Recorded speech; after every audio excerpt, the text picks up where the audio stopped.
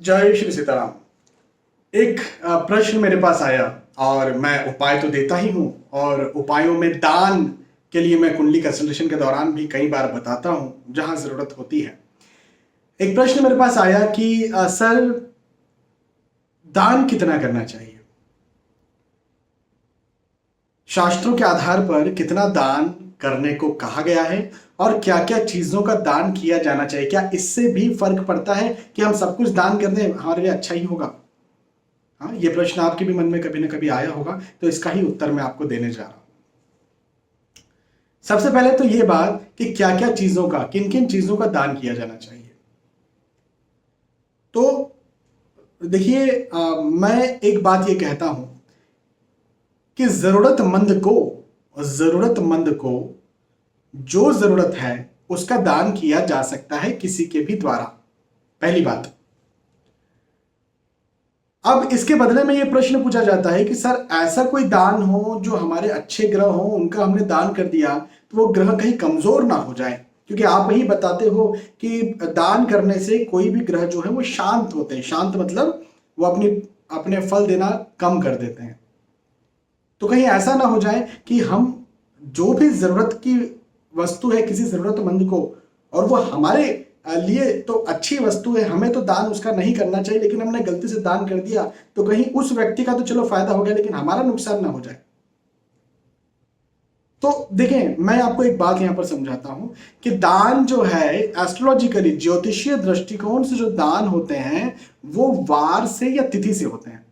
जैसे उदाहरण के तौर पर मैंने आपसे कहा कि आप लाल चीजों का दान करें, ज्योतिषीय उपाय मैंने आपको दिया, तो मैं ये नहीं कहूंगा कभी भी दान करें। मैं हो सकता है आपसे ये कहूंगा कि हर मंगलवार के दिन के वक्त, सुबह के वक्त आप लाल चीजों का दान करें। और जब आप हर मंगलवार ऐसा करते हैं, 4 मंगलवार किया, 5 मंगलवार किया, 6 मंगलवार किया, तो जाकर के आपको फल देखने को मिलते हैं। लेकिन किसी जरूरतमंद व्यक्ति को लाल चीज की कोई जरूरत है, हाँ, जैसे मान लीजिए किसी को ब्लड की जरूरत है और आपने ब्लड डोनेट कर दिया किसी भी दिन उसको आपने दिन नहीं देखा और ब्लड डोनेट कर दिया, तो यहां पर ये मंगल का उपाय नहीं होगा, ये लाल का उपाय नहीं होगा। हाँ, क्यों? क्योंकि आप हर मंगलवार नहीं कर रहे हैं इसको, या हर तिथि के आधार पर नहीं कर रहे हैं। ये आपने एक दिन ऐसे ही रैंडमली चलते चलते कर दिया। तो ऐसे ही रैंडमली कुछ भी चीज का दान करना किसी भी प्रकार से किसी भी ग्रह को शांत नहीं करता है। उसके लिए लगातार सिस्टमैटिकली आपको हर दिन, जो भी दिन सजेस्ट किया गया है, या शाम या वार या तिथि या महीने, इस आधार पर आपको एक सिस्टम बैठाना पड़ता है और हर उस समय आपको दान करते जाना है एक के बाद एक, और तब जाकर के आपको उसका फायदा मिलता है। तो मैंने क्या बताया, दान किसी भी जरूरतमंद को जो भी जरूरत की वस्तु है हर व्यक्ति कर सकता है। बस उसका उपाय ना बना ले।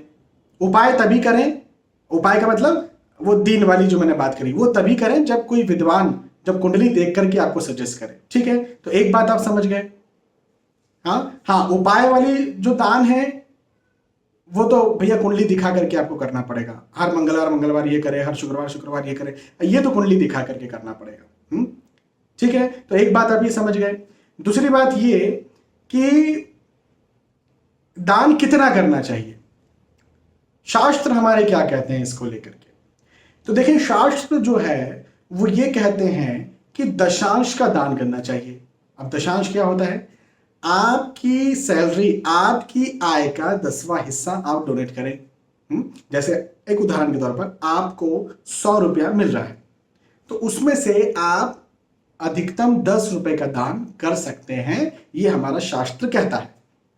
10 रुपए से ज्यादा, आई मीन टू से 10% से ज्यादा का दान तो हमारा शास्त्र भी नहीं कहता। हाँ, उससे कम जितना करना है वो आपकी इच्छा, लेकिन दशांश मतलब 10th, जो 10वां भाग है आपकी सैलरी का, आपकी आय का, उतना दान आपको करना चाहिए। अधिक से अधिक उतना दान आप कर सकते हैं। तो आप वस्तुओं का दान देखिए, सबसे बड़ा दान, महादान तो है अन्नदान। हाँ, फिर दूसरे नंबर पर कहा गया शास्त्रों में वस्त्रदान।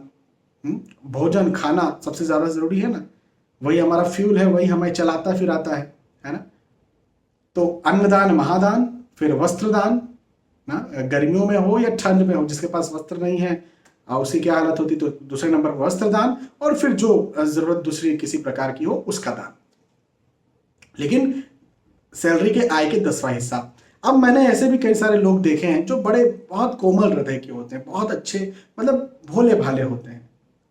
कई किसी को देखा और पसीज गए, वहाँ कोई व्यक्ति आया, अरे भैया मेरे यहाँ ऐसा ऐसा दिक्कत है, पढ़ाई लिखाई का दिक्कत है, थोड़ा इतना रुपया दे दो, इतना दे दो। तो दशांश वगैरह कुछ नहीं देखते, उनको 100 रुपया मिल रहा है तो 100 रुपया पूरा दे देते हैं, कई बार 90 रुपए देते हैं, कई बार 50 रुपए दे देते हैं। ये भी नहीं देखते कि मेरे पीछे भी तो मेरा घर परिवार है। देखिए मैं बहुत प्रैक्टिकल बात करता हूँ, हाँ, आपके फायदे की बात करता हूँ, बड़ी प्रैक्टिकल बात करता हूँ जिससे आपको नुकसान ना हो। तो दान करते वक्त ये भी ध्यान रखें कि भैया मेरे पीछे जो लोग बैठे हुए हैं, मेरे बच्चे हैं, मेरी वाइफ होंगी, माता पिता होंगे, या इवन मैं भी हूँगा, तो मेरा क्या। तो बहुत भोलेपन में, बहुत अच्छेपन में आकर के दान चादर से ज्यादा भी ना कर दें, हाँ, जितनी चादर है उतना ही दान करें, है ना। तो इस बात को भी जरा समझें। और शास्त्र भी 10% से ज्यादा दान बोलते ही नहीं कभी, अधिकतम 10%। निसंदेह आपको वैरागी बनना है, आपको कोई पैसों से लेना देना नहीं है, आपके आगे पीछे कोई नहीं है, तो फिर आप निसंदेह जितना दान करना चाहे उतना दान कर सकते हैं। लेकिन मैं एक प्रैक्टिकल आपको बात बता रहा हूं, भौतिक जीवन में सही मैनेजमेंट की आपको मैं बात बता रहा हूं। तो इस बात को ध्यान यदि रखेंगे तो सुखी रहेंगे। तो ज्योतिषीय दृष्टिकोण से मैंने आपको दान क्या करना है, कैसे करना है ये भी बता दिया, और कितना करना है ये भी बता दिया। हाँ, आप सभी के मन में कहीं ना कहीं शायद ये प्रश्न होगा, तो मैंने उस प्रश्न को यहाँ पर उत्तर देने की कोशिश की है। यदि आपको समझ में आता है, पसंद आया, तो कमेंट करके बताइए कि पसंद आया, हाँ, लाइक करके बताइए पसंद आया, क्योंकि आप बताएंगे तो मुझे लगेगा कि हाँ, मेरे बोलने का इतनी देर तक, मेरे सोचने का, मेरी फीलिंग्स को शेयर करने का आप सभी के साथ कुछ ना कुछ फायदा हुआ। ठीक है, बहुत बहुत धन्यवाद, फिर मिलते हैं, तब तक के लिए जय श्री सीताराम।